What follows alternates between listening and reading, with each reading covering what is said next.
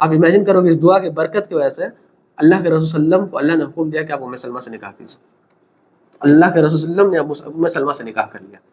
تو اس دعا میں بڑی برکت ہے. دعا کیا ہے؟ اس دنیا میں اگر کسی کو واحد کوئی شخصیت ہے جس کو سب سے زیادہ حق تھا کہ اپنے آزمائشوں پر وہ اللہ سے شکوہ کرتا تو وہ السلام علیکم ورحمۃ اللہ وبرکاتہ. امید کرتا ہوں کہ آپ سب خیریت سے ہوں گے.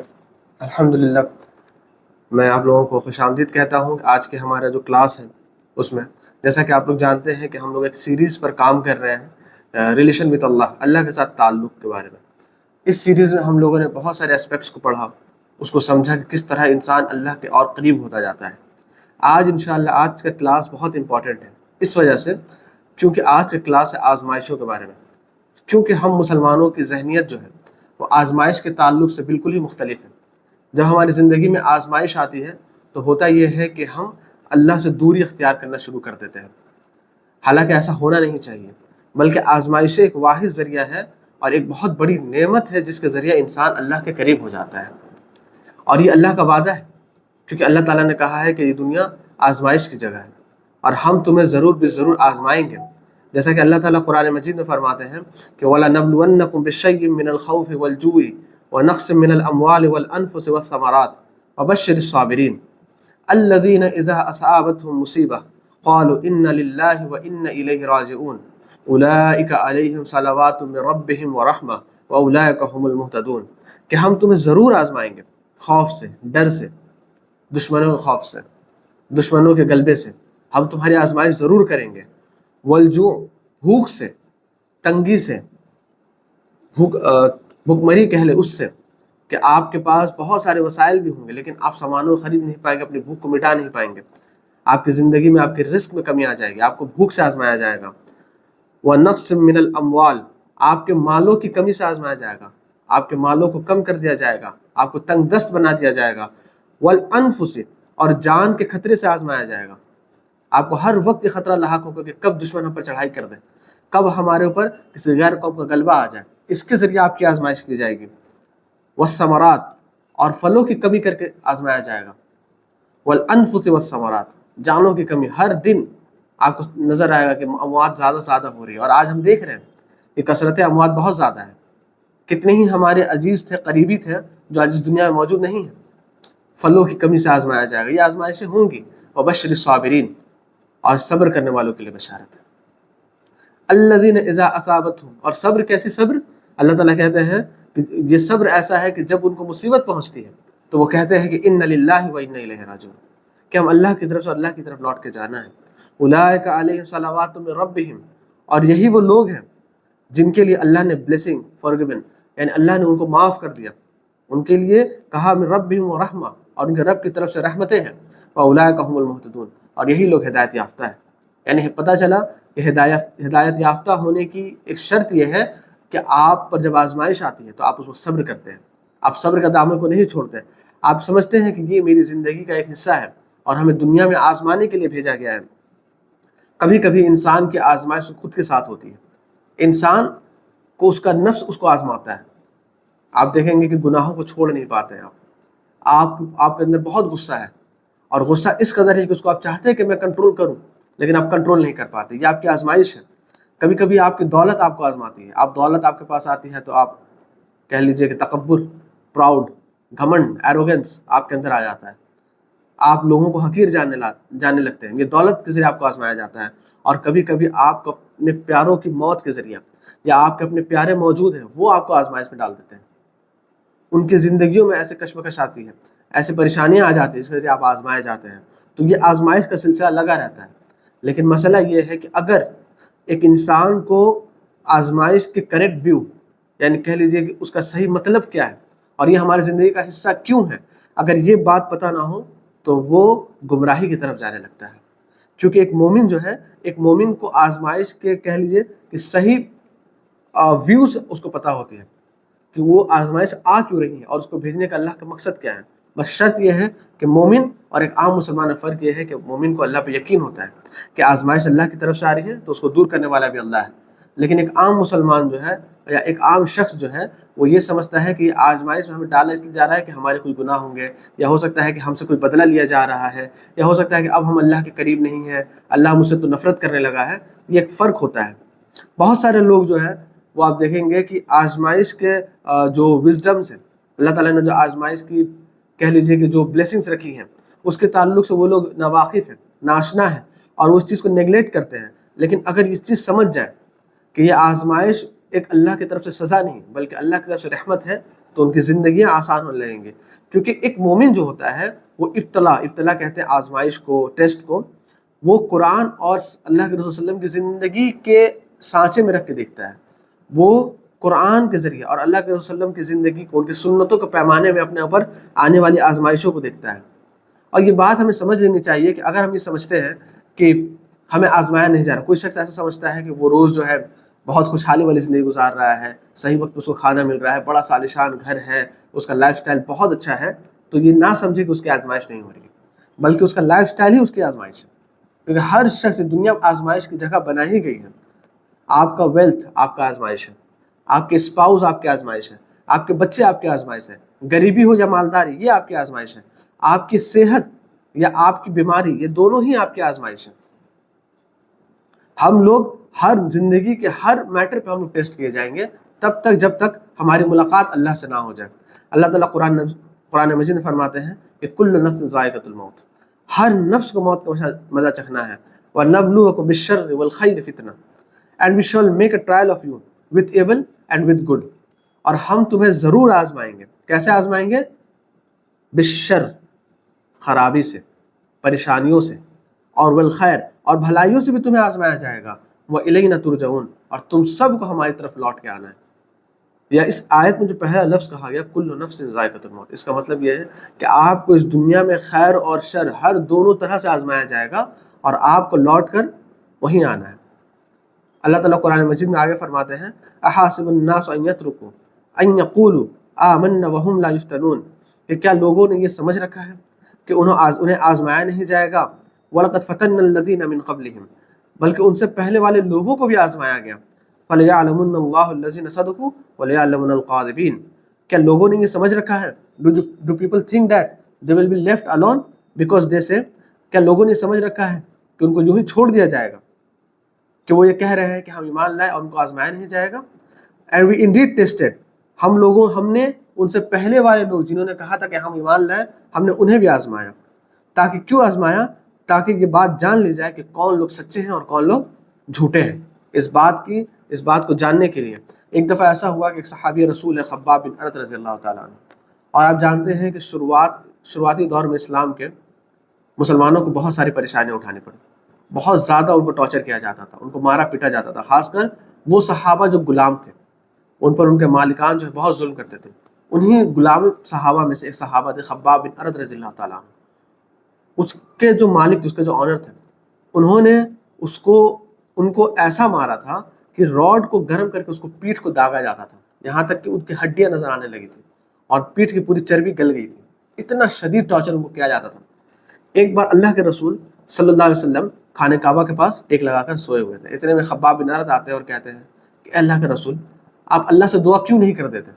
ہم کیا یوں ہی ایسے پریشان کیے جائیں گے، مارے پیٹے جائیں گے؟ آپ اللہ سے دعا کر دیجیے کہ اللہ مدد بھیج دیں۔ سوچے کہ اللہ کے رسول صلی اللہ علیہ وسلم کتنے زیادہ رحم دل ہے امت کے لیے۔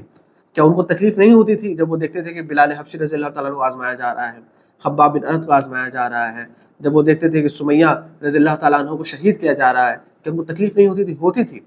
لیکن اللہ کے رسول صلی اللہ علیہ وسلم سب سے زیادہ غصہ اس بات پہ ہوئے، اٹھ کر بیٹھ گئے، لیٹے ہوئے تھے، اپنی حالت کو تبدیل کیا، اٹھ کر بیٹھے اور کہا کہ خباب، ابھی تمہاری آزمائش ہوئی نہیں، بس تم اتنے میں ہی تمہارے صبر کا دامن چھوٹ گیا؟ یہاں تک کہ تم سے پہلے والے لوگوں کو اس قدر تکلیف دی جاتی تھی صرف اس لیے کہ وہ کہتے تھے کلمہ لا الہ الا اللہ، کہ ان کے جسموں کو آریوں سے 2 ٹکڑے کر دیا جاتا تھا اور ان کے جسموں پر لوہے کی سلاخوں کی کنگھیاں چلائی جاتی تھیں، لیکن وہ اپنی باتوں سے پیچھے نہ ہٹے۔ تو یہ آزمائش ہر ایک کے ساتھ، اور خصوصاً مسلمانوں کو ضرور بے ضرور قیامت تک زیادہ آزمایا جائے گا۔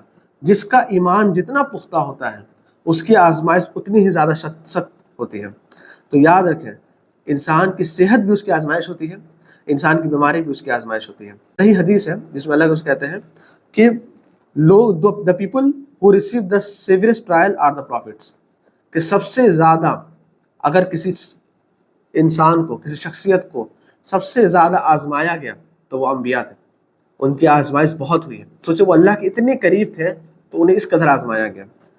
دین دوز موسٹ لائک دیم، اور اس کے بعد ان کے بعد والے لوگ یعنی صحابہ یا جو نبیوں کے جو حواری ہوتے تھے، ہر نبی کے جو ساتھی ہوتے تھے ان کو، اور پھر ان کے بعد جو ان کے نقش قدم پر چلیں گے دا موسٹ لائک دیم، ان کو زیادہ آزمایا جائے گا۔ تو اگر آپ اسلام قبول کرتے ہیں تو یہ بات جان لیں کہ آپ کی آزمائش ہونی ہے۔ اگر آپ مسلمان گھرانے میں پیدا ہوئے، آپ کے مسلمان ہیں، تو آپ کو ضرور بھی ضرور آزمایا جائے گا اور آپ کی آزمائش چلے گی۔ ہمارے ساتھ مسئلہ یہ ہے کہ ہم لوگ سمجھتے نہیں ہیں اس کانسیپٹ کو۔ ہم یہ سمجھتے ہیں کہ چلے اللہ ہر چیز پر قادر ہے، اور اب ہم تو نماز پڑھنے جا رہے ہیں، اللہ کی باتیں مان رہے ہیں، تو اب ہماری آزمائش ختم ہو گئی، اب ہماری تمام چیز جو مانگیں وہ ملے گا۔ حالانکہ اسلام اس چیز کی دعوت نہیں دیتا۔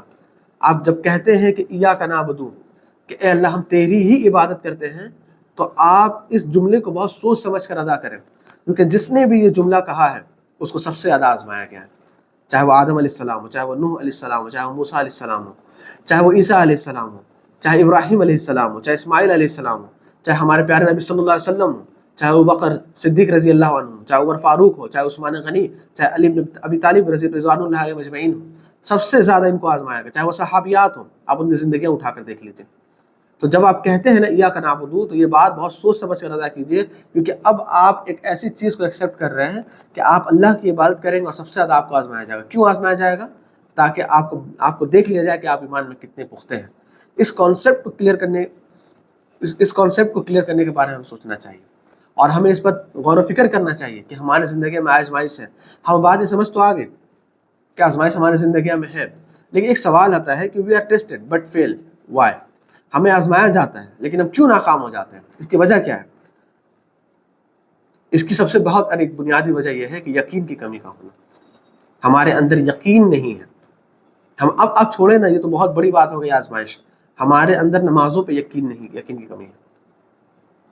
ہم نماز پڑھتے ہیں بس اس لیے پڑھتے ہیں کہ ایک رسم ادا ہو رہی ہے، چاہے وہ ہم 4 وقت کی پڑھیں، چاہے وہ 3 وقت کی پڑھیں۔ آپ اسلام میں دیکھ لیں، اسلام میں 1 وقت کی نماز ہے، نہ 2 وقت کی نماز ہے، نہ 4 وقت کی نماز ہے۔ اسلام میں 5 وقت کی نماز کی ترغیب دی گئی ہے۔ ہم لوگ کہتے ہیں نا کہ لوگوں کو کہہ رہے ہیں فی الحال 2 وقت پڑھو، پھر آہستہ آہستہ بڑھا دینا، 3 پڑھ لینا۔ آپ اب دعوت و تبلیغ یعنی اسلام کی جو آپ پریچنگ کریں گے، اس کا بھی طریقہ آپ کو رسول اللہ صلی اللہ علیہ وسلم کی سنت سے سیکھنا ہے۔ اللہ کے رسول صلی اللہ علیہ وسلم کی پوری سیرت اٹھا کر دیکھیں، اللہ کے رسول نے کبھی کسی کو نہیں کہا کہ چلو آج 2-3 وقت کی پڑھ لو، کل 5 وقت کی پڑھنا۔ جس نے اسلام قبول کیا، کہا کہ تم پر 5 وقت کی نماز فرض ہے، اور نماز جو ہے وہ مومن اور کافر کے درمیان ایک پردہ ہے، یعنی فرق کرنے والی چیز ہے، تو تم نمازوں کو نہ چھوڑنا۔ اگر ہم نمازیں نہیں پڑھتے، وجہ کیا ہے؟ ہماری یقین کی کمی ہے۔ میں تو بہت سارے اسکالر جو ہے وہ یہ کہتے ہیں کہ اگر آپ کی طبیعت خراب ہو جائے، آپ بیڈ پہ پڑ گئے ہیں، آپ کے اندر جانے کی سکت نہیں ہے، لیکن اذان کی آواز آپ کو سنائی دیتی ہے، تو آپ کرایہ خرچ کر کے نماز کے لیے مسجد میں جایا کریں، اللہ آپ کو زیادہ دے گا، آپ کو بڑھا چڑھا کر دے گا۔ لیکن مسئلہ ہے کہ ہمارے اندر یقین کی کمی ہے۔ بارش ہو جاتی ہے تو مسجد میں جانے پہ فکر کرتے ہیں، بارش ہو گئی گھر میں پڑھ لیتے ہیں، حالانکہ اللہ نے آپ کو استطاعت دی ہے، آپ کے اتنے کانٹیکٹس ہیں، آپ کے اتنے دوست ہیں کہ آپ اگر گھومنے کو جانا ہوتا ہے تو آپ ٹوٹو بلا لیتے ہیں، چلے جاتے ہیں، سواری بلا لیتے ہیں۔ ایک مسجد جانے کے لیے چلو گھر میں پڑھ لیتے ہیں، نماز چل رہی ہے۔ یہ معاملات ہیں۔ آئیے اس چیز کو بھی سمجھتے ہیں کہ ایک بلیور، ایک ایمان والا، اس کے اوپر جب یہ پریشانیاں آتی ہیں تو وہ ان پریشانیوں کو کس طرح ان پریشانیوں سے نکلتا ہے، ان پریشانیوں پہ اس کا کیا رسپانس ہوتا ہے۔ الفضیل ابن عیاض رحمہ اللہ کہتے ہیں کہ as long as people are in a state of good welfare then once they are tested، کہ لوگ بہت ہی اچھی حالت میں ہوتے ہیں، امیر ہوتے ہیں، پیسے ہوتے ہیں، خوشحالی ہوتی ہے، لیکن اچانک ان پر آزمائش آتی ہے، اس کیا ہوتا ہے؟ they will return to their reality، پھر وہ اپنی حقیقت کی طرف آتے ہیں۔ جب پیسہ ہو تو ہر شخص دیندار نظر آتا ہے، ٹوپی وغیرہ سب نظر آتا ہے، لیکن جب غریب آتا ہے، غربت آتی ہے انسان کے اوپر، اس وقت اس کی اصل آزمائش ہوتی ہے۔ فضیل ابن عیاض آگے کہتے ہیں کہ the believer will go to his faith، ایک مومن جو ہے وہ اپنے ایمان کی طرف لوٹتا ہے، اپنی ریالٹی، اس کی جو ایمان ہوتی ہے وہ اس کی طرف لوٹتا ہے۔ اور ایک ہپوکریٹ، ایک منافق جو ہے اپنی ہپوکریسی کی طرف لوٹتا ہے، اپنی منافقت کی طرف لوٹتا ہے۔ تو calamities and disaster are a test, calamities اور ڈیزاسٹر، یہ پریشانیاں، یہ آزمائش ہے، یہ ایک آزمائش ہے، and they are a sign of Allah's love، اور یہ اللہ کی محبت کی ایک بہت بڑی نشانی ہے۔ اگر آپ کا ایمان پختہ ہے تو جب بھی آپ پر آزمائش آئے گی آپ اللہ کی طرف لوٹو گے، آپ مسجدوں کو پکڑنے لگو گے، آپ قرآن کی طرف آؤ گے، آپ اللہ سے دعائیں کرو گے، مناجات کرو گے۔ لیکن اگر آپ کے اندر منافقت ہے تو آپ اللہ کی طرف نہیں جاؤ گے، آپ بندوں کی طرف جاؤ گے، کون اس مسئلے کو جلدی حل کر دے میرا، آپ اس کی طرف جاؤ گے۔ وہی کہتے ہیں کہ انسان کی اصل حقیقت، ریالٹی تب سمجھ میں آتی ہے جب وہ آزمائش میں ہوتا ہے۔ اسی طرح ایک صحیح حدیث ہے، اللہ کے رسول صلی اللہ علیہ وسلم کہتے ہیں کہ the greatest reward comes with the greatest trial. اگر آپ پر سخت آزمائش کا دور ہے تو یاد رکھیں ان آزمائش میں آپ کو بہت زیادہ آپ کو ریوارڈ دیا جائے گا، آپ کو بہت زیادہ اجر و ثواب دیا جائے گا۔ الحمدللہ آج ہم مسلمان ملک ہندوستان ہو چاہے پوری دنیا میں بہت شدید آزمائش میں، اس پر ہم اللہ کا شکر بھی ادا کرتے ہیں، کیونکہ اگر ہم اس پہ صبر کریں گے اور اللہ کے رسی کو مضبوطی سے تھامے رہیں گے، سنت رسول کو تھامے رہیں گے، تو ہم اس کا بہت عظیم انعام ملنے والا ہے۔ یعنی اللہ ہمارے بہتری چاہتا ہے، اللہ جانتا ہے کہ ہمارا ایمان جو ہے نا بہت پختہ نہیں ہے، اللہ اس بات سے واقف ہے، ہمارے دلوں کے حال سے واقف ہے۔ تو سوچیں کہ اللہ تعالیٰ نے کتنا ایک بہترین انتظام کر دیا کہ ہمارا جو درجات ہیں ہمارے بلند ہونے لگیں گے، ہمیں اتنا ثواب مل جائے گا جس کا ہمیں خیال تک نہیں ہوگا اگر ہم اس حالات میں صبر کریں اور اللہ سے امید باندھے رکھیں۔ اسی حدیث میں آگے ہے کہ when Allah loves a people he tests them، اگر اللہ کسی سے محبت کرتا ہے تو اس کو آزمائش میں ڈالتا ہے۔ تو مبارک ہو ہم لوگوں کو، ہم لوگ اگر آزمائش میں ہیں، اگر کسی کی موب لنچنگ ہو رہی ہے، کسی کے بہن کے پردہ کو کھینچا جا رہا ہے اور کسی کو آپ کہہ لیجئے کہ نشانہ میں رکھا جا رہا ہے، تو اس کو مبارک ہو، کیونکہ اللہ اسے محبت کرتا ہے اور اس کو آزمائش میں ڈالا ہوا ہے۔ whoever accept that wins his pleasure، اور جو اس چیز کو سمجھ جاتا ہے وہ خوشنودی کو پا لیتا ہے، پلیزر کو پا لیتا ہے۔ لیکن اگر کوئی انسان اس چیز کو نہیں سمجھتا تو پھر وہ اس بلیسنگ کو، اس ثواب کو گوا دیتا ہے۔ اسی طرح کی ایک اور حدیث اللہ کے رسول صلی اللہ علیہ وسلم کہتے ہیں کہ when Allah will good for his slave، جب اللہ کسی اپنے بندے کے ساتھ بھلائی کا ارادہ کرتا ہے، he hasn't the punishment for him in this world، تو وہ اس کی زندگی میں ہی اس کے گناہوں کی سزا دے دیتا ہے۔ and when Allah wills ill for his slave، اور اگر اللہ اپنے بندے سے برائی کا، شر کا ارادہ رکھتا ہے، نفرت کرتا ہے، he withhold the punishment for his sins، تو وہ اس کے گناہوں کی سزا کو روک کے رکھتا ہے، and he and for him until he comes with all his sin on the day of judgment۔ کب تک روک کے رکھتا ہے؟ جب تک بندہ قیامت کے دن اس کے سامنے کھڑا نہ ہو جائے۔ یعنی اگر آپ کو آزمائش پر، صحابہ کو دیکھیں نا، صحابہ کو پر آزمائش نہیں آتی تو پریشان ہو جاتے تھے، وہ دعا کرتے تھے کہ یا اللہ مجھ پر آزمائش کیوں نہیں آ رہی ہے، یا اللہ مجھ سے کوئی غلطی تو نہیں ہو گئی، یا آپ سے ناراض تو نہیں ہے، کیونکہ وہ جانتے تھے کہ اگر دنیا میں ان کے گناہوں آزمائش آ جائے تو ان کے گناہ معاف ہو سکتے ہیں، یہ بہت اہم ذریعہ ہے اور قیامت میں ہمیں اجر ملے گا۔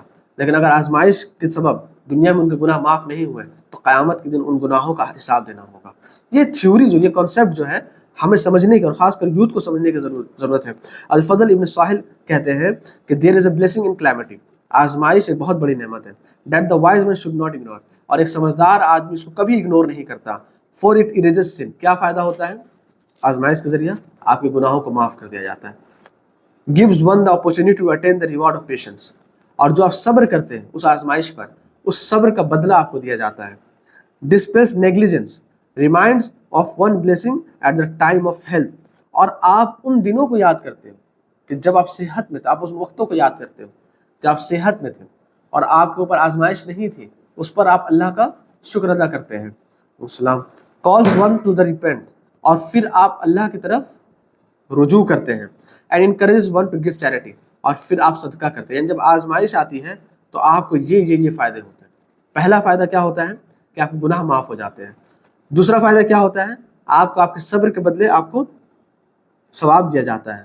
تیسرا فائدہ یہ ہوتا ہے کہ آپ اپنے صحت کے دنوں کو یاد کرتے ہیں کہ جب آپ اچھے تھے، خوش تھے، آپ پھر شکریہ ادا کرتے ہیں کہ اللہ نے ہمیں وہ دن بھی دکھائے۔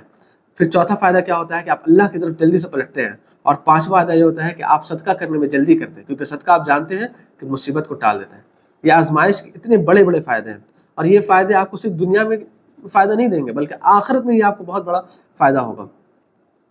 تو اسی لیے جب بھی ایک مسلمان کے اوپر کوئی پریشانی لاحق ہو جائے، کوئی آزمائش آ جائے، اس کو فوراً کہنا چاہیے ان للہ و انا الیہ راجعون، کہ ہم اللہ کی طرف سے ہیں اور ہمیں اللہ کی طرف لوٹنا ہے۔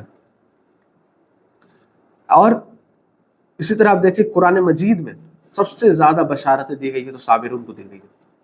اللہ تعالیٰ کہتے ہیں بٹ گیو گلیڈ ٹائڈنگس، کہ بشارت دے دو ان لوگوں کو، لیکن ان لوگوں کو بشارت ہو کون؟ تو ہے صابرون، جو صبر کرنے والے ہیں۔ They are those whom are the صلوات، یہ وہ لوگ ہیں جن کو بلیسڈ کر دیا گیا، ان کے گناہ معاف کر دیا گیا، صلوات، ان پر سلامتی ہوئی۔ کس کے طرف سے؟ ان کے رب کی طرف سے. And they are those who receive his mercy, اور یہ وہ لوگ ہیں جن پر رحم کر دیا گیا. And it is they who are the guided ones, اور یہی لوگ اصل میں ہدایت یافتہ ہیں. کون لوگ؟ جو آزمائش پر صبر کرتے ہیں. شیخ الاسلام امام ابن تیمیہ رحمہ اللہ کہتے ہیں کہ a calamity that makes you turn to Allah is better for you than a blessing which makes you forget the remembrance of Allah. ایک آزمائش جو آپ کو اللہ کے پاس قریب کر دے، اللہ کے قریب کر دے، اللہ کے پاس لے جانے میں مجبور کر دے، اس خوشحالی کے دنوں سے اچھی ہے جو آپ کو اللہ کے ذکر سے دور کر دیتا ہے. کیونکہ انسان جب خوش ہوتا ہے تو اللہ کے ذکر کو بھول جاتا ہے. سب سے امپورٹنٹ، سب سے بہترین مثال جو ہم لوگ دیکھ سکتے ہیں اور اس کو ایکسپیرینس کر سکتے ہیں، جب ہمارے گھروں میں شادی بیاہ کا ماحول ہوتا ہے، سب سے زیادہ ہم اللہ کے ذکر سے دور اسی وقت نظر آتے ہیں.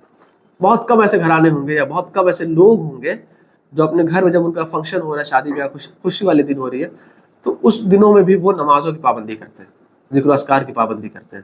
بہت کم ایسے گھرانے یا بہت کم ایسے لوگ ہیں. اللہ رحم کرے. گھروں میں جیسے ہی شادی بیاہ نکاح جو ہے یہ اللہ کی طرف سے بہت بڑی نعمت ہے بھائی، خوشحالی کا دن ہے، لیکن دیکھیے گا کہ لوگ نمازوں میں سستی کرتے ہیں. کیوں؟ بارات نکلنے کا ٹائم عشاء کے وقت کا ہے، پھر عشاء پڑھیں گے تو دیر ہو جائے، چلو بعد میں پڑھ لیتے ہیں. بارات سے واپس آنے کا ٹائم فجر کے بعد ہوتا ہے تو فجر گئی. ہوتا ہے کہ نہیں ہوتا ہے ایسا؟ ولیمہ ہے تو پورے دن بھر ولیمہ کی تیاری میں لگے ہوئے، تو ظہر گئی، عصر گئی، مغرب کا جیسے ہی وقت آیا تو ارے تیار ہونا ہے، ولیمہ میں آنا بھی تو ہے، بعد میں پڑھنے پھر عشاء، ارے مسئلہ ہے. تو یہ سارے مسئلے ہوتے ہیں. تو ہمارے اوپر اگر آزمائش آ رہی نا تو ہمارے اوپر وہ ان دنوں سے بہتر ہے، وہ دن جس دن ہم اللہ کو بھول گئے تھے اس دنوں سے بہتر ہے، کیونکہ آزمائش کے وقت ہم سب سے پہلے اللہ کے قریب جاتے ہیں. کچھ آزمائش جو آئی ہے، آپ مثالیں پڑھیں، بہت سارے مثالیں ہیں. میں انشاءاللہ 2-3 مثالیں یہاں کوٹ کروں گا. سب سے پہلی مثال جو میں کیا سمجھتا ہوں کہ بہت امپورٹنٹ ہے، وہ مثال ہے ایوب علیہ السلام کی، صبر کی مثال. ایوب علیہ السلام کے بارے میں آپ لوگ جانتے ہوں. ایوب علیہ السلام کو سب سے زیادہ آزمائش میں ان کو ڈالا گیا. یہ وہ انبیاء ہیں، نبی ہیں، جن کو ایک بیماری نے پکڑ لیا تھا. جب ایوب علیہ السلام کے اوپر بیماری نہیں تھی تو تقریباً اپروکس 80 ایئرس، 80 سال ان کی زندگی خوشحالی میں تھی. بچے تھے، بیوی تھی، مال تھا، لوگ ملنے آتے تھے گھر پہ، اچھا مویشیاں تھی، بہت کچھ تھا ان کے پاس.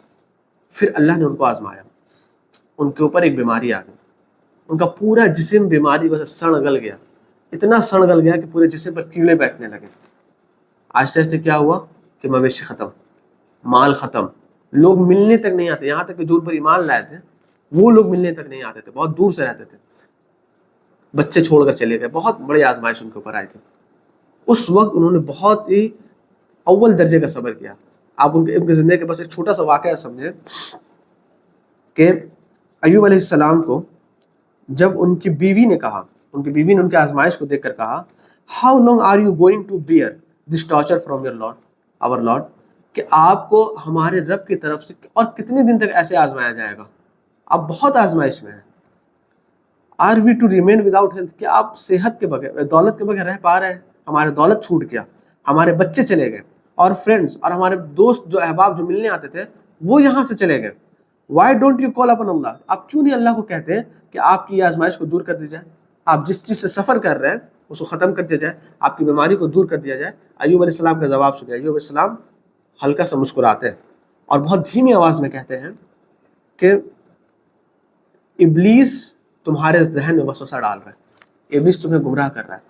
اب ایک نیچرل ایک انسان جو ہے اتنا سخت آزمائش میں، کہ ہم لوگ بخار ہو جاتا ہے 7-8 دنوں تک تو گھر والے پریشان ہو جاتے ہیں کہ یار ڈاکٹر کو دکھا لو، کیا مسئلہ ہے، کیوں نہیں بچہ ٹھیک ہو رہا ہے، دعائیں کر لیتے ہیں کہ اللہ تعالیٰ جلدی ٹھیک کر دیجیے. ساری چیزیں ہوتی ہیں کہ نہیں ہوتی ہیں؟ اتنی بڑی آزمائش ہے کہ بیماری اس قدر ہے کہ کیڑے پڑ رہے ہیں، اس کے بعد بچے گئے، مال گیا، دوست گئے، کچھ نہیں ہے. تو ایک نیچرل سی چیز ہے جس پر ان کی بیوی نے کہا کہ آپ اللہ سے دعا کیوں نہیں کرتے تھے کہ اللہ آپ کی بیماری کو دور کر دے. تو ابلیس ایوب علیہ السلام کہتے ہیں کہ ابلیس تمہارے ذہن میں وسوسہ ڈال رہا ہے. تم مجھے یہ بتاؤ، کیا بتاؤ، کہ کتنے دن ہم خوشحالی کے دن میں تھے، کتنے سال ایسے تھے کہ جب میرے پاس صحت اچھی تھی، میرے پاس مال تھے، میرے پاس بچے تھے اور میرے دوست، میرے احباب میرے ساتھ ہوتے تھے، کتنا وقت ہم نے ایسا گزارا؟ تو ان کی بیوی کہتی ہے 80 سال، 80 ایئرس. پھر ایوب علیہ السلام کہتے ہیں اور مجھے یہ بیماری جو لگی ہے، اس بیماری کو لگے کتنا وقفہ ہوا بتاؤ؟ تو وہ کہتے ہیں 7 سال. ہم 7 دنوں میں پریشان ہو جاتے ہیں. وہ کہہ رہے ہیں 7 سال سے آپ اس بیماری میں مبتلا ہیں.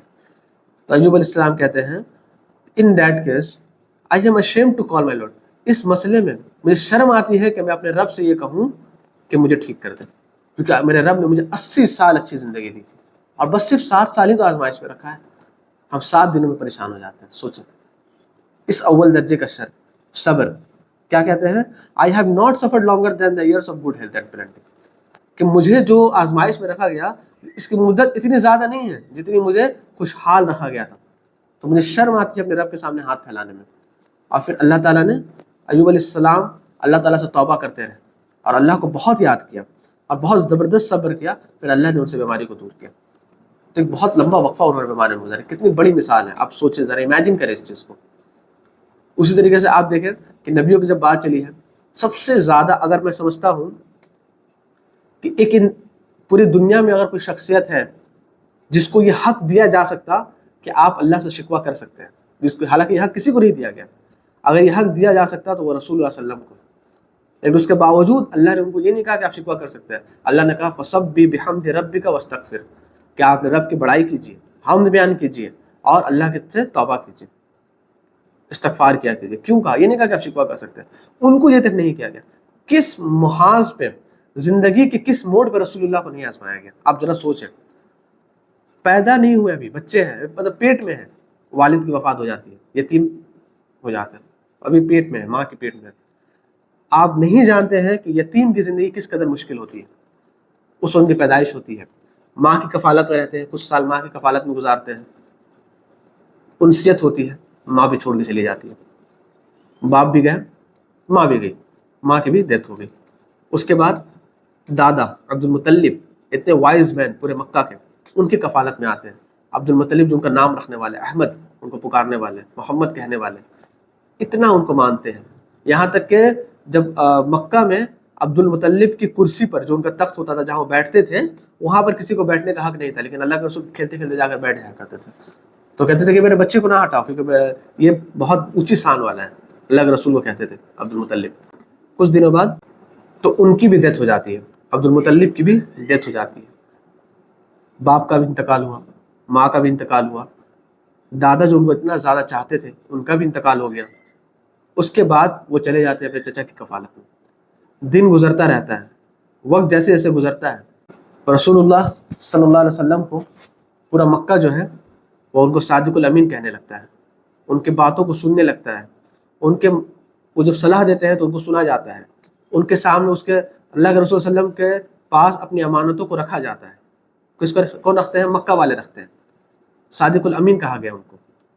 जो वही सादिकुल अमीन है कि जब हिजर अस्वद का जब बड़ा मसला आया था तो अल्लाह के रसूल सल्लल्लाहु अलैहि वसल्लम जब आए तो सब मक्का के बड़े बड़े सरदारों ने कहा कि ये सही आदमी है, ये फैसला जो करेंगे इस बात पर हम राजी होंगे, इतना ज़्यादा मानने वाले। लेकिन जैसे ही उम्र 40 साल को बीतती है, 40 साल होती है, नबूवत का बार दिया जाता है, नबूवत की एक बड़ी जिम्मेदारी दी जाती है अल्लाह के रसूल सल्लल्लाहु अलैहि वसल्लम को। यही सादिकुल अमीन कहने वाले उनको गालियां देने लगते हैं। उनके चचा अबू लहब जो इतने खुश हुए थे रसूलुल्लाह के पैदाइश पर कि अपनी लॉन्डी को आज़ाद कर दिया था, वो ये कहते हैं कि माज़ल्लाह कि ए मोहम्मद तुम्हारे हाथ टूट जाए, तब बका लगा या मोहम्मद। वो ये कहता है, उनके ऊपर ऊँट की ओझड़ी फेंकी जाती है रसूलुल्लाह सल्लल्लाहु अलैहि वसल्लम के ऊपर। वो लोग, आप समझे ना कि आप एक माशरे में रह रहे हैं, आपको लोग बहुत मानते हैं, बहुत इज्जत देते हैं, बहुत ज़्यादा, अचानक आप उनको उनकी फ़ायदे की बात कर रहे हैं, आप अपने कोई फ़ायदे की बात नहीं कर रहे हैं, आपको उससे पैसा नहीं मिल रहा है, आपको शोहरत कुछ नहीं चाहिए, आप बस ये चाह रहे हैं कि वो जन्नत में चला जाए, उसकी ज़िंदगी अच्छी हो जाए, उसको सिर्फ एक दावत देते हैं, कलमा ला इलाहा, यही लोग आपके दुश्मन हो जाते हैं, आपके खिलाफ साजिशें करते हैं, आपको जान से मारने के दर पे आ जाते हैं। आपको किस कदर अजियत होगी, इतनी अजियत से रसूल सल्लल्लाहु अलैहि वसल्लम गुजरते हैं, उनको मारा जाता है। क्या नहीं किया जाता है मक्का में रसूलुल्लाह के साथ। ताइफ जाते हैं, वहाँ भी पत्थरों से मारा जाता है, लहू लहान कर दिया जाता है, इतनी सख्त आजमाइश होती है उनकी। उस पर भी अल्लाह के रसूल कहते हैं कि अगर अल्लाह तू अगर राजी है तो मुझे कोई मसला नहीं। अगर ये आजमाइश है, अपने दिल का हाल बयान करते हैं दुआ में कि अल्लाह ये किन लोगों के हाथों में तूने मुझे डाल दिया कि मुझे जैसा चाहे वैसा सुलूक करे, मुझे जैसा चाहे वैसा कहे, जैसे चाहे वैसे मारे, किन लोगों के हाथ में डाल दिया अल्लाह आपने। फिर अल्लाह के रसूल कहते हैं कि अगर ये चीज़, जो भी चीज़ें हो रही हैं मेरे साथ, अल्लाह अगर आप राजी हैं तो मुझे किसी चीज़ की परवाह नहीं। ताइफ में इस कदर शदीद आजमाइश होती है, مکہ میں انٹر نہیں کرنے دیا جاتا. اور اس مشکل دور میں جو ان کے مضبوط سہارے ہوتے ہیں ابو طالب اور حضرت خدیجہ رضی اللہ تعالیٰ عنہ، ان کی بھی ڈیتھ ہو جاتی ہے. مکہ جو ان کو اتنا عزیز تھا مکہ سے نکال دیا جاتا ہے، مدینہ ہجرت کر جاتے ہیں. ان کی زندگی میں ان کے 3 بیٹیوں کی ڈیتھ ہوتی ہے، 3 بیٹوں کی ڈیتھ ہوتی ہے. تو بالکل کہہ لیجیے کہ بڑھاپے کا ایک چھوٹا سا سہارا تھا. ایک بچہ، چھوٹا سا بچہ تھا ابراہیم رضی اللہ عنہ، ان کی ڈیتھ ہو جاتی ہے. اس پر اللہ کے وسلم غمزدہ، اتنے اس قدر غم میں ہوتے ہیں کہ وہ رونے لگتے ہیں، آنکھوں میں آنسو آ جاتے ہیں اور کہتے ہیں کہ دل تو غمگین ہے لیکن زبان سے وہی بات نکلے گی جس سے میرا رب راضی. تو اس دنیا میں اگر کسی کو واحد کوئی شخصیت ہے جس کو سب سے زیادہ حق تھا کہ اپنے آزمائشوں پر وہ اللہ سے شکوہ کرتا تو وہ رسول اللہ صلی اللہ علیہ وسلم کے ذات تھے، لیکن انہوں نے کبھی شکوہ نہیں کیا. تو ہم اور آپ کون ہوتے ہیں اپنے آزمائشوں پر شکوہ کرنے والے؟ ہمارا تو مسئلہ یہ ہے کہ اگر اللہ معاف کرے حرام ریلیشن شپ میں ہے، کوئی لڑکی چلی جاتی ہے تو خودکشی کرنے نکل جاتے ہیں. یہ حالات ہیں. اتنے لمبے وقت ماں باپ کے ساتھ زندگی گزارتے ہیں، بڑھاپے میں ماں باپ اگر مر جائے تو کوسنے لگتے ہیں قسمت کو. ہوتا ہے کہ نہیں ہوتا ہے؟ مال ختم ہو جائے تو کوستے ہیں، ہر مسئلے میں ہم کوستے ہیں. یہ ہمارے حالات ہیں. تو زندگیاں جنہوں نے ایمان لایا ان کی زندگی آسان نہیں تھی. ایک صحابی رسول ہے اور صحابیہ ہیں ام سلمہ رضی اللہ تعالیٰ عنہ. آپ کو پتہ ہے کہ ام سلمہ اور ابو سلمہ مطلب there was the ideal couple ان صحابہ میں ایک آئیڈیل کپل مانے جاتے تھے. ایک دوسرے سے بڑی محبت تھی، اسلام بھی قبول کیے تھے. ان لوگوں میں شامل تھے جنہوں نے شروعاتی دور میں اسلام قبول کیا، اور ہجرت بھی سب سے پہلے یہ لوگ کرتے ہیں. اور ہجرت جب ہوتی ہے تو ام سلمہ کے خاندان والے آ کر ان کو الگ کر دیتے ہیں کہ میری بیٹی آپ کے ساتھ نہیں جائے گی، اور ابو سلمہ اکیلے ہجرت کر جاتے ہیں. پھر بعد میں ایک بہت تفصیلی واقعہ ہے، پھر ام سلمہ بھی ہجرت کر جاتی ہے اپنے بچے کے ساتھ. جب ہجرت ہو جاتی ہے اس کے بعد ابو سلمہ رضی اللہ عنہ کی ڈیتھ ہو جاتی ہے، وہ انتقال کر جاتے ہیں. آپ ذرا سوچیں، ام سلمہ سوچتی ہیں اور ان کو صبر نہیں، کیونکہ دونوں ایک دوسرے سے بڑی محبت رکھتے تھے. اللہ کے رسول آتے ہیں ان کو صبر کی تلقین کرتے ہیں اور کچھ دعائیں سکھاتے ہیں. کہتے ہیں کہ ام سلمہ کہو ان للہ و انا الیہ راجعون اللہم اجرنی فی مصیبتی واخلف لی خیرا منہا، کہ اے اللہ جو مصیبت جو آزمائش میرے اوپر آئی ہے اس پہ مجھے اجر دے، اور جو مجھ سے تو نے لے لیا ہے اس سے بہتر کچھ ادا کر دے. تو یہ دعا پڑھا کرتی تھی چونکہ اللہ کے رسول نے کہا تھا. ام سلمہ کہتے ہیں کہ میں سوچا کرتی تھی کہ ابو سلمہ سے بہتر کون ہو سکتا ہے. ابو سلمہ جو ہیں ان کی ڈیتھ ہو گئی، اتنے بڑے صحابہ، ہجرت سب سے پہلے کرنے والے. ابو سلمہ میں دعا کرتی ہوں کہ اللہ جو تو نے مجھ سے لے لیا ہے اس سے بہتر عطا کر دے. تو ابو سلمہ سے بہتر کون ہو سکتا ہے؟ یہاں تو مجھے کوئی نظر ہی نہیں آ رہا. آپ امیجن کرو کہ اس دعا کی برکت کی وجہ سے اللہ کے رسول صلی اللہ علیہ وسلم کو اللہ نے حکم دیا کہ آپ ام سلمہ سے نکاح کیجیے. اللہ کے رسول صلی اللہ علیہ وسلم نے ام سلمہ سے نکاح کر لیا. تو اس دعا میں بڑی برکت ہے. دعا کیا ہے؟ ان للہ و انا الیہ راجعون اللہم اجرنی فی مصیبتی واخلف لی خیرا منہا. کچھ بھی مسئلہ ہو، کچھ بھی چیزیں ہو جائے، دعا کیجیے. یہ دعا بہت فائدہ مند ہے، اور آپ دیکھیں کتنا بہترین بدل اللہ تعالیٰ نے عطا کیا. تو ان اسٹوریز سے ہمیں کیا بات پتہ چلتی ہے کہ اللہ ایک انسان کو آزماتا ہے، اور تب تک آزماتا ہے جب تک وہ گناہوں سے پاک نہ ہو جائے. کیونکہ اگر آپ کو اللہ نے آزمائش میں ڈالا ہے تو آپ جان لیجئے کہ آپ اللہ کے ڈیئرسٹ پرسن ہیں، آپ اللہ کے بہت قریبی ہو رہے ہیں. اور یہ آزمائش آپ کو کسی بھی صورت میں آ سکتی ہے. کبھی کبھی مال کی صورت میں بھی آ سکتی ہے، بچوں کی صورت میں بھی آ سکتی ہے، صحت کی صورت میں بھی آ سکتی ہے، ماں باپ کو کھونے کی صورت میں بھی آ سکتی ہے نا. اور کبھی کبھی ساری چیزیں اکٹھا بھی آ سکتی ہے. لیکن یاد رکھیں کہ اللہ تعالیٰ آپ سے ان آزمائشوں کو بس تھوڑے وقفے کے لیے دیتا ہے، اور اس کے بعد آپ کو بہت بڑا اجر دیتا ہے. اور کبھی بھی دوسری چیز ہمیں پتہ چلتی ہے کہ ہمیں اللہ سے امید کو نہیں کھونا چاہیے. اور بہت جلد ہوگا، ایسا دن آئے گا کہ ان آزمائشوں کے بدلے اللہ آپ کو جنت دے گا. اور آپ کا اخلاص ہی آپ ڈیسائیڈ کرتا ہے کہ آزمائش کے دنوں میں آپ کیسے رہ رہے ہیں. تو یہ ساری چیزیں آپ کو ملتی ہیں. اور سب سے امپورٹنٹ چیز جو آزمائش کے دنوں میں آپ کو فائدہ دیتی ہے وہ یہ ہے کہ آپ کے گناہوں کی معافی ہو جاتی ہے. اللہ کے رسول صلی اللہ علیہ وسلم کہتے ہیں کہ no fatigue, no disease, nor sorrow, nor sadness, nor hurt, nor distress befalls a Muslim even if it were the prick he received from a throne, but that Allah expiated some of his sins for that. کہ کوئی بھی تکلیف، کوئی بھی بیماری، کوئی بھی دکھ، کوئی بھی اداسی، کوئی بھی مسئلہ ایک مسلمان کو جب آتا ہے تو وہ ایسا نہیں ہے کہ اللہ تعالیٰ اس مسئلے کو وجہ سے اس کے گناہوں کو معاف نہ کرتا. یہاں تک کہ اگر اس کے جسم میں ایک سوئی چبھتی ہے یا ایک کانٹا تک چبھتا ہے تو اس کے بدلے اللہ گناہوں کو معاف کرتا ہے.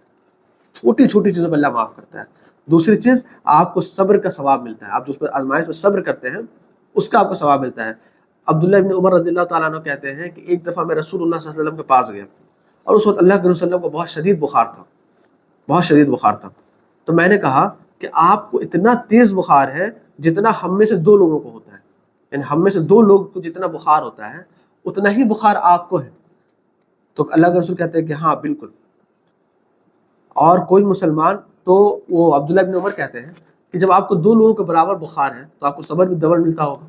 تو اللہ کے رسول کہتے ہیں ہاں بالکل، ہو ہی نہیں سکتا کہ آپ Muslim is afflicted with any harm, ایک مسلمان کو بھی پریشانی کوئی تکلیف پہنچے but that Allah will remove his sin, اور اللہ اس کے گناہوں کو معاف نہ کرے۔ As the leaves of a tree fall down, جس طرح درختوں سے پتے جھڑ جاتے ہیں، بیماریوں کو ایسے گناہ جھڑ جاتے ہیں انسان کے، اسی طرح جنت میں آپ کے درجات بلند ہوں گے۔ اللہ کے رسول صلی اللہ علیہ وسلم کہتے ہیں کہ اگر کسی پر آزمائش آتی ہے تو اللہ فرشتوں کو کہتا ہے، کیا کہتا ہے کہ when they take the soul of a person child، کہ اگر کسی بچے کی سول کھینچ لی جاتی ہے، اس کی روح کو قبض کر لیا جاتی ہے، کسی ماں باپ کا بچہ کتنا اس کا قریبی ہوتا ہے، اس کے بچے کی ڈیتھ ہوتی ہے، تو اللہ اپنے فرشتوں کو کہتا ہے کہ اس کے ماں باپ کا ریئیکشن کیا تھا؟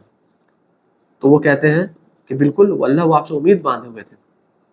تو اللہ تعالیٰ کہتا ہے you took the fruit of his heart، تم اس کے دل میں اطمینان ڈال دو، خوشی ڈال دو، مطلب مطمئن کر دو۔ فرشتے کہتے ہیں یس، سو اللہ تعالیٰ کہتا ہے what did my slave، اور میرے بندے نے کیا کہا؟ تو وہ کہتے ہیں کہ اللہ انہوں نے آپ کی تعریف بیان کی اور یہ کہا ان للہ و انا الیہ راجعون۔ تو اللہ کہتا ہے کہ میرے بندے کے لیے جنت میں تمہیں گھر بنا دو، اور اس جنت میں جو گھر ہے اس کا نام باب الحمد رکھو، یعنی تعریف کرنے والا گھر، یعنی اس نے میری اس وقت تعریف کی جب اس کے اوپر بہت مشکل حالات آئے ہوئے تھے، تو تم جو ہے اس جنت میں اس کے لیے ایک گھر بناؤ۔ یہ ایک بہت بڑا ریوارڈ ہے جو اللہ تعالیٰ ہمیں دیتے ہیں اگر ہم اللہ کی تعریف بیان کریں۔ اسی طرح قیامت کے دن آزمائشوں سے ہماری بچت ہوتی ہے، ہمیں بچایا جاتا ہے۔ اگر ایک انسان کو آزمائش آ رہی ہے دنیا میں، تو جو آزمائش پر وہ جب صبر کر رہا ہے اور اس کے جو گناہ معاف ہوں گے، تو پھر قیامت کے دن اس کا اجر بھی ملے گا، اور چونکہ آپ کے گناہ تو دنیا میں معاف ہو چکے ہیں تو آپ کو جنت کا راستہ آپ کے لیے اور زیادہ آسان ہو جائے گا۔ یہ کچھ چیزیں تھیں جن کے تعلق آزمائش کے تعلق جنہیں ہمیں سمجھنا بہت ضروری تھا، کیونکہ آزمائش جو ہے وہ ہمارے اوپر کوئی بوجھ نہیں ہے، کوئی برڈن نہیں ہے۔ بہت سارے لوگ ایک بہت ہی غلط کانسیپٹ ہے ان کا، وہ یہ سمجھتے ہیں کہ اللہ تعالیٰ ہمیں آزما رہا ہے کیونکہ اللہ تعالیٰ کو اچھا لگ رہا ہے۔ نعوذ باللہ، ایسی بات نہیں ہے۔ اللہ تعالیٰ سے زیادہ اس پوری دنیا میں یا پورے عالم میں کوئی آپ سے محبت نہیں کر سکتے، اللہ تعالیٰ آپ کو محبت کرتے ہیں۔ اللہ کے رسول صلی اللہ علیہ وسلم کی ایک صحیح حدیث ہے، اللہ کے رسول کہتے ہیں کہ اللہ تعالیٰ کہتا ہے کہ میں دنیا میں جو بھی عمل کرتا ہوں، چاہے بندوں کے معاملات ہو، چاہے پوری دنیا کے معاملات ہو، چاہے پورے کائنات کے معاملات ہو، مجھے کسی چیز میں ہیزیٹیٹ نہیں ہوتا، میں کبھی ہیزیٹیٹ نہیں کرتا۔ کیوں ہیزیٹیٹ ہوگا؟ وہ تو قادر ہے، وہ تو جبار ہے، قہار ہے، وہ کیوں ہیزیٹیٹ ہوگا؟ آج تک مجھے کسی چیز میں ہیزیٹیشن نہیں ہوتی۔ ہاں بس ایک موقع ہے جہاں مجھے تھوڑی ہیزیٹیشن ہوتی ہے، اور موقع یہ ہے کہ جب ایک بلیور، جب ایک مومن کی ڈیتھ ہوتی ہے اور اس ڈیتھ میں جو اس کے اوپر جو تکلیف گزرتی ہے، تو اللہ تعالیٰ کہتے ہیں کہ مجھے ہیزیٹیٹ ہوتی ہے کہ یہ تکلیف شاید اس کو نہ ہوتی۔ سوچے اس قدر اللہ سے محبت کرتا ہے، لیکن ہمارا مسئلہ یہ الگ ہے کہ ہم اللہ سے امید ہی نہیں رکھتے۔ تو بس یہی کہنا ہے کہ آزمائش کے دنوں میں اللہ سے امید رکھا کریں اور صبر کیا کریں، اور یہ دعا پڑھا کریں ان للہ و انا الیہ راجعون اللہم اجرنی فی مصیبتی واخلف لی خیر منہا، کہ اے اللہ جو بھی ہمارے اوپر آزمائش آئی ہے اس کے بدلے ہمیں اجر دے اور ہمیں اس سے بہتر بدل عطا کرے۔ اللہ تعالیٰ ہمارے زندگی میں جو بھی ہمارے اوپر آزمائش ہے، ان آزمائش کے دنوں میں اللہ ہمیں صبر کرنے کی توفیق دے، اور اللہ ہمیں صابرون میں سے، صبر کرنے والوں میں شمار کرے، قیامت کے دن ان کے صف میں کھڑا کرے۔ آمین۔ جزاک اللہ خیر، بارک اللہ فیکم۔ السلام علیکم ورحمۃ اللہ وبرکاتہ۔